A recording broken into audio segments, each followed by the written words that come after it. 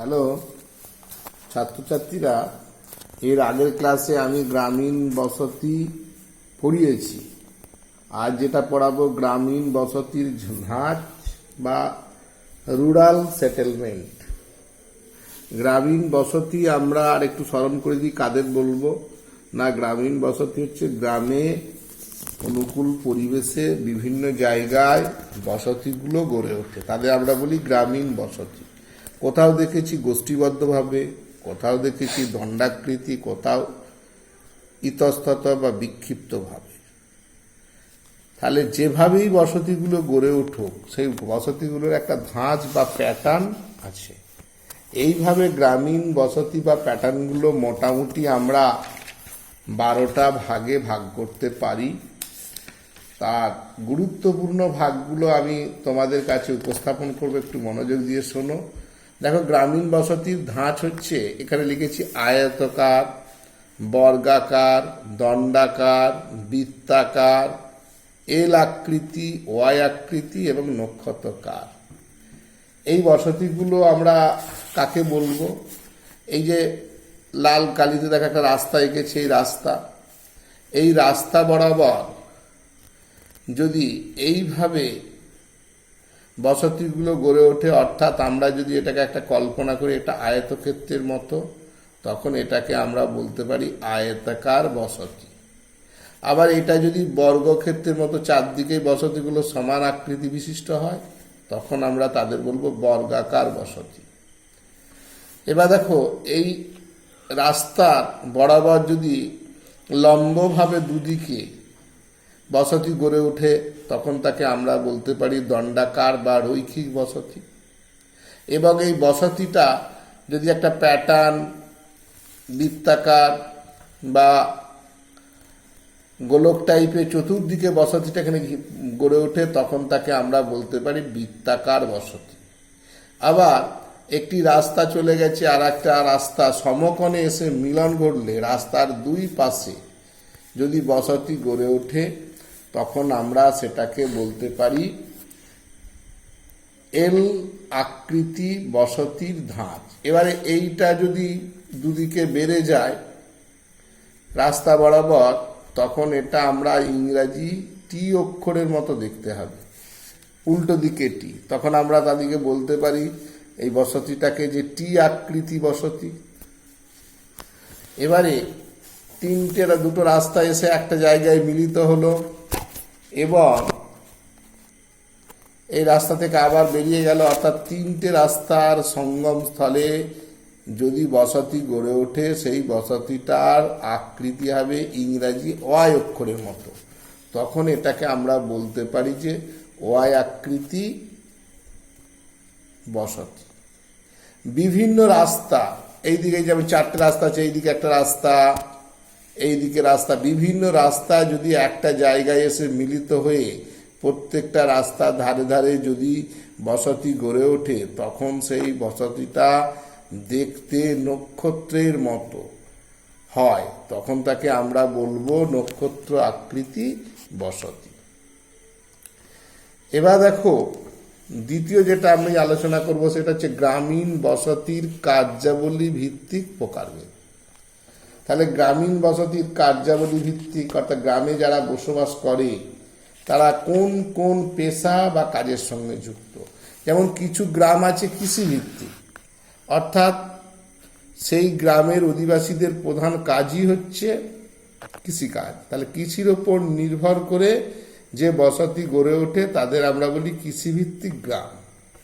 আবার সমুদ্রের উপকূলবর্তী অঞ্চল, হ্রদের কাছাকাছি বা বড় নদীর কাছাকাছি অঞ্চলে যে সমস্ত বসতিগুলো গড়ে ওঠে, এবং যারা সমুদ্রে বা হ্রদে বা বড় নদীতে মাছ ধরে জীবিকা নির্বাহ করে, সেই বসতিগুলোকে আমরা বলতে পারি মৎস্য শিকার ভিত্তিক বসতি বা মৎস্য শিকার ভিত্তিক গ্রাম।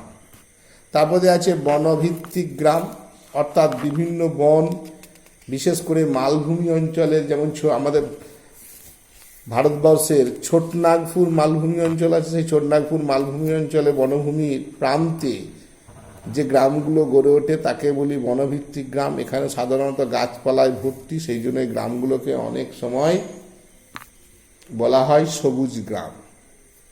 এই বনভিত্তিক গ্রাম থেকে অধিবাসীরা ফলমূল সংগ্রহ করে, বিভিন্ন পাতা, বিশেষ করে শাল পাতা, যেটা আমরা খাদ্য খাওয়ার আগে প্লেট হিসাবে ব্যবহার করি, কেন্দু পাতা যেটা দিয়ে বিড়ি তৈরি হয়। এছাড়াও এই বনভূমি থেকে অনেক সময় গদ, আঠা, রজন ইত্যাদি পাওয়া যায়, সেইগুলোকে কেন্দ্র করে এরা জীবিকা নির্বাহ করে। এছাড়াও আছে খনিভিত্তিক গ্রাম, অর্থাৎ কোনো খনিজ দ্রব্য উত্তোলনকে কেন্দ্র করে তার পাশাপাশি যদি গ্রাম গড়ে ওঠে তাকে বলে খনিভিত্তিক গ্রাম। যেমন একটা উদাহরণ দিই, উড়িষ্যার একটা লৌহ খনি আছে বোলানি, সেইখানে ওই লৌহ খনিকে কেন্দ্র করে অনেক গ্রাম গড়ে উঠেছে। এছাড়াও আছে পশুপালন ভিত্তিক গ্রাম, অর্থাৎ পশুপালনকে কেন্দ্র করে যেখানে তৃণভূমি এবং মরুভূমির পার্শ্ববর্তী অঞ্চলে বা উঁচু পার্বত্য অঞ্চলে পশুচারণ করে উপজাতিরা অনেকে জীবিকা নির্বাহ করে এবং ছোট ছোট বসতি গড়ে তোলে, সেই গ্রামটাকে বলা হয় পশুপালন ভিত্তিক গ্রাম।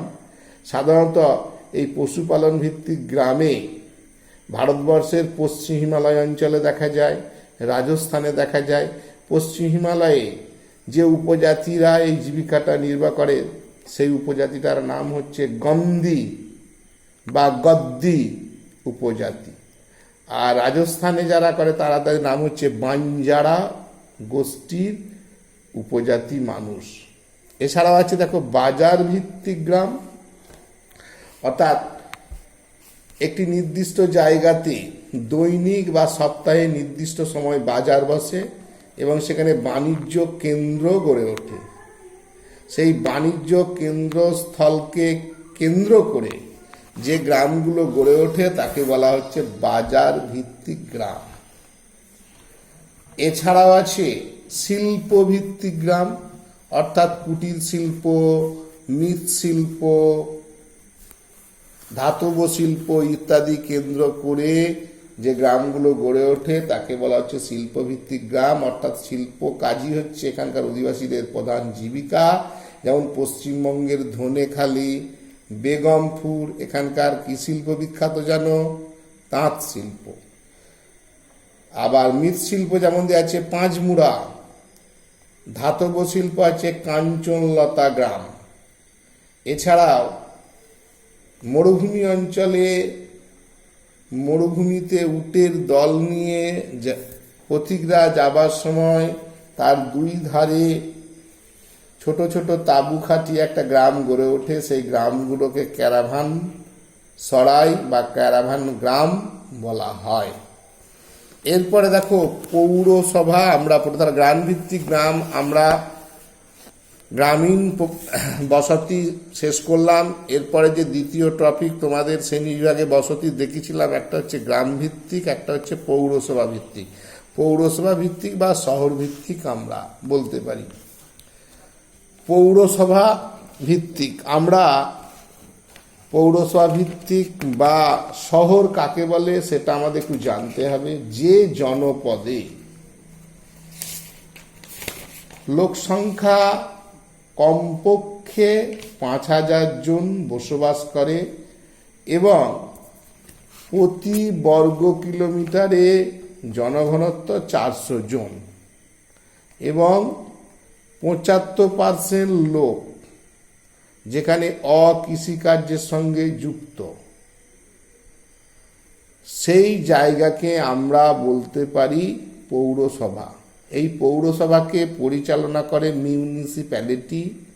পৌরসভা একটু বড় হলে তাকে পরিচালনা করে কর্পোরেশন অথবা নোটিফাইড এরিয়া অথরিটি। তাহলে পৌরসভা বা শহর বসতি কতগুলো বৈশিষ্ট্য আছে, সেই বৈশিষ্ট্যগুলো কি কি? পৌরসভা বসতির বৈশিষ্ট্য না, পৌরসভাতে সুযোগ সুবিধা মানুষের বিভিন্ন রকম থাকে। বিশেষ করে দেখা যায় যে পৌরসভার লোকেরা অকৃষিকাজের সঙ্গে যুক্ত হবে, জনসংখ্যা হবে কমপক্ষে 5,000 জন, জনঘনত্ব হবে প্রতি বর্গ কিলোমিটারে 400 জন, এবং যেখানে শিক্ষা দীক্ষা সুবিধা আছে, যেখানে রাস্তাঘাট উন্নত, যেখানে পরিবহন ব্যবস্থা দ্রুতগামী, যেখানে প্রশাসনিক কেন্দ্র আছে, যেখানে বিভিন্ন শিক্ষার সুব্যবস্থা আছে, যেখানে স্বাস্থ্যের উন্নতির জন্য বিভিন্ন চিকিৎসা কেন্দ্র গড়ে উঠেছে, সেই জায়গাগুলোকে আমরা বলতে পারি পৌর বসত। শহরের আবার অনেকগুলো শ্রেণী বিভাগ আছে। প্রথমত জনগণনা অনুসারে শহরের শ্রেণী বিভাগ, আর একটা আছে আয়তনের ভিত্তিতে শহরের শ্রেণী বিভাগ। ছেলেমেয়েরা এটা একটু খেয়াল রাখবে, কারণ এই শহরের শ্রেণী বিভাগ পড়লে অনেক সময় কোনটা লিখবো কনফিউশন হয় পরীক্ষার সময়, অনেক সময় উল্টোটা লিখে ফেলো। খেয়াল রাখতে হবে জনগণনা অনুসারে মানে লোক সংখ্যা কত সেখানে বসবাস করে সেটার উপর নির্ভর করে, আর আয়তন অনুসারে মানে যে জায়গাটা কতটা আয়তন বা এরিয়া নিয়ে গড়ে উঠেছে, দুটো আলাদা জিনিস। এবার দেখো জনগণনা অনুসারে শহরকে টোটাল 6টা শ্রেণীতে ভাগ করা হয়েছে। যেমন ফার্স্ট ক্লাস, যেটাকে আমরা প্রথম শ্রেণীর শহর বলবো, second class, third class, fourth class, fifth class, sixth class. তাহলে প্রথম শ্রেণীর শহর কাকে বলবো? যেখানে 1 লক্ষের বেশি লোক বাস করে তাকে আমরা বলতে পারি প্রথম শ্রেণীর শহর। যেমন উদাহরণ দিচ্ছি কলকাতা, আমাদের ভারতবর্ষের রাজধানী দিল্লি। আবার দেখো দ্বিতীয় শ্রেণীর শহর কাকে বলবো? যেখানে লোক সংখ্যা 50,000 থেকে 99,999 জন, তাকে আমরা বলতে পারি দ্বিতীয় শ্রেণীর শহর। যেমন কাঁথি, বোলপুর বীরভূমে অবস্থিত। তৃতীয় শ্রেণীর শহর যেখানে লোক সংখ্যা 20,000 থেকে 49,999, তাকে বলা হয় তৃতীয় শ্রেণীর শহর। যেমন কার্শিয়াং, কালিম্পং। কালিম্পং পশ্চিমবঙ্গের একটি পার্বত্য অঞ্চলের জেলা কিন্তু বর্তমানে। চতুর্থ শ্রেণীর শহর যেখানে লোক সংখ্যা 10,000 থেকে 19,999, যেমন আমাদের হুগলি জেলার সিঙ্গুর। আর উত্তরবঙ্গের একটা শহরের নাম বলি ডালখোলা। ডালখোলা। পঞ্চম শ্রেণীর শহর হচ্ছে 5,000 থেকে 9,999, যেখানে লোক সংখ্যা। কলকাতার নিকটে শহরটার নাম যেন জোকা। পাহাড়ি অঞ্চলের একটি শহর মিরিক। ষষ্ঠ শ্রেণীর শহর যেখানে লোক সংখ্যা 5,000 বা তার কাছাকাছি বা একটু কম অনেক সময় বলে থাকি। যেমন আমাদের পশ্চিমবঙ্গের একটা পর্যটন শহর দীঘা। যেমন তাপবিদ্যুৎ কেন্দ্র গড়ে উঠেছে সাঁওতাল ডিহি। সাঁওতাল ডিহি। এবার দেখো আয়তনের ভিত্তিতে শহরের শ্রেণী বিভাগ। আয়তনের ভিত্তিতে শহরকে আমরা কত শহরের শ্রেণী বিভাগ, তাহলে শহর থেকেই শুরু হবে। প্রথমে হচ্ছে শহর, যে জনপদে লোক সংখ্যা কমপক্ষে 5,000 জন, তাকে আমরা বলতে পারি শহর। যেখানে শিক্ষা দীক্ষা স্বাস্থ্য জীবিকার সুবিধা ভালো আছে, জমির স্বল্পতার কারণে শহরের মানুষ অল্প জায়গার মধ্যে ঘেঁষাঘেঁষিতে বাস করে, সেটা হচ্ছে শহর। আচ্ছা, এবারে নগর আমরা কাকে বলবো? শহরের পর নগর। এই নগর হচ্ছে যেখানে লোক সংখ্যা 1 লক্ষ বা তার বেশি জনসংখ্যা, তাকে বলে নগর। যেমন নগর অনেক আছে, কলকাতা বলতে পারি আমরা। এবারে কেউ কেউ নগরের শ্রেণীভাগ করেছে, কিন্তু লুই মামফোর্ডের তত্ত্ব অনুসারে আলাদা কথা বলেছে। সেটা তোমরা আরো উঁচু ক্লাসের ডিটেলস জানতে পারবে। এবারে নগরের পর বা যেটা আছে 3 নম্বর, সেটা হচ্ছে মহানগর। মহানগর, এই মহানগরকে আমরা মেট্রোপলিস শহর বলি। মহানগর কাকে বলবো? যেখানে লোক সংখ্যা 10 লক্ষ বা তার বেশি, তাকে আমরা বলবো। এটাও কলকাতা লিখতে পারো, দিল্লি লিখতে পারো, চেন্নাই লিখতে পারো, মুম্বাই, যেটা হবে মহানগর। 4 নম্বর হচ্ছে মহানগর পুঞ্জ। যেটার ইংরাজি নাম হচ্ছে মেঘালোপলিস।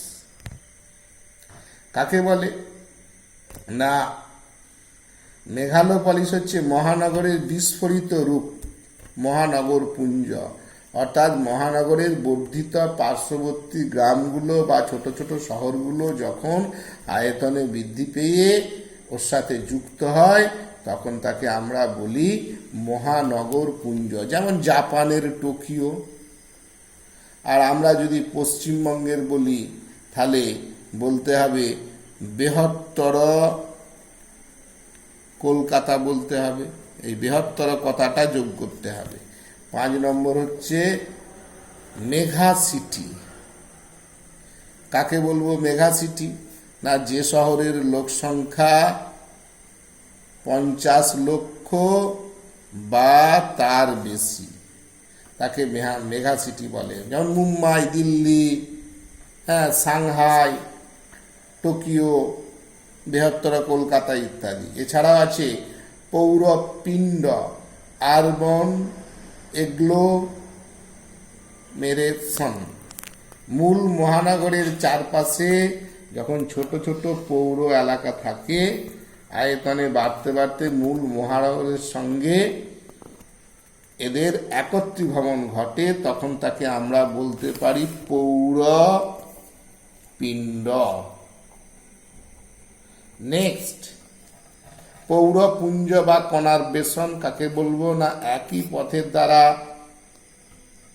যুক্ত অথচ বিচ্ছিন্ন এমন একাধিক শহর আয়তনে বাড়তে বাড়তে যখন পরস্পর মিলিত হয়ে যে ছেদহীন বহুদূর বিস্তৃত পৌর অঞ্চল গড়ে ওঠে তাকে আমরা বলতে পারি পৌরপুঞ্জ বা কনারবেশন। এই কনারবেশন শব্দটি সর্বপ্রথম ব্যবহার করেন প্যাট্রিক গেডেস, সালটা সম্ভবত 1915 খ্রিস্টাব্দ। এছাড়াও আরও কতগুলো আয়তন ভিত্তিতে শহরের কথা বলেছি।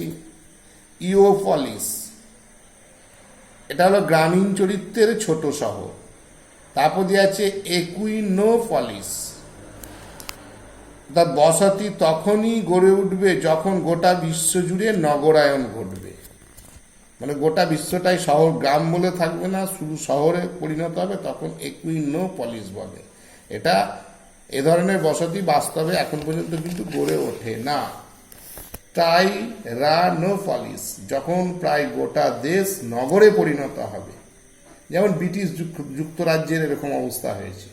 আর একটা আছে নেক্রোপলিস। নেক্রোপলিস শব্দের অর্থ হচ্ছে মৃতের শহর, আবার কেউ কেউ বলে ভূতের শহর, অর্থাৎ চরম পর্যায়ে পৌঁছে যখন আস্তে আস্তে শহরটা ধ্বংসপ্রাপ্ত হবে তখন তাকে নেক্রোপলিস বলে।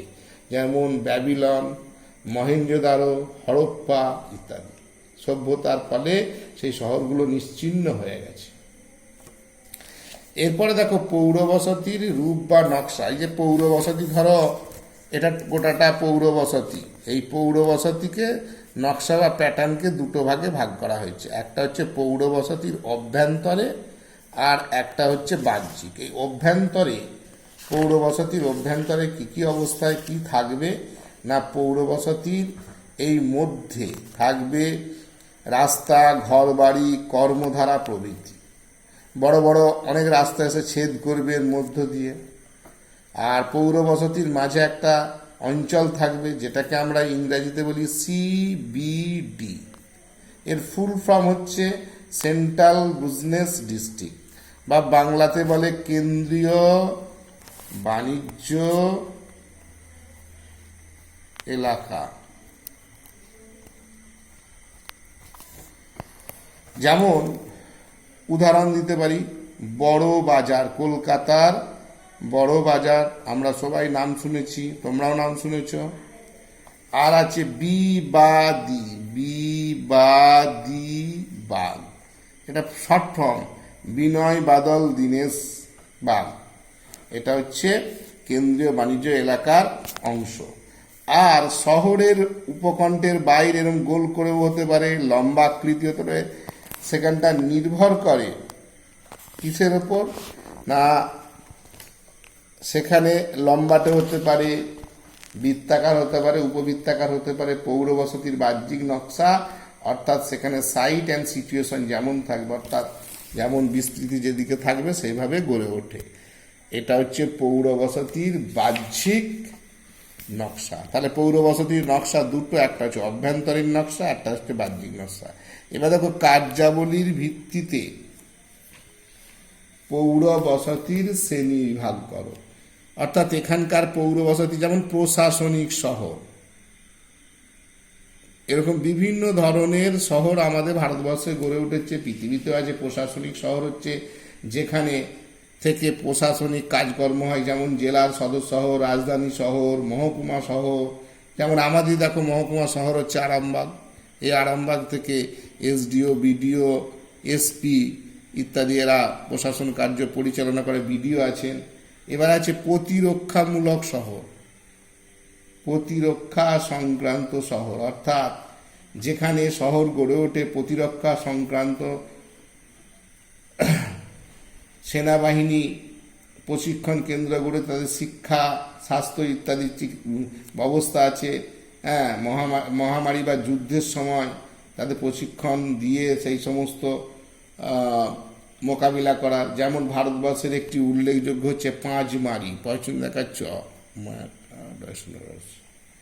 সাংস্কৃতিক শহর, শিক্ষা, চিত্রকলা, ভাস্কর্য, সিনেমা ইত্যাদিকে কেন্দ্র করে যে শহর গড়ে ওঠে তাকে বলে সাংস্কৃতিক শহর। যেমন আমাদের পশ্চিমবঙ্গের আছে কবিগুরুর শান্তিনিকেতন। শান্তিনিকেতন, শান্তিনিকেতন কে কে গেছো?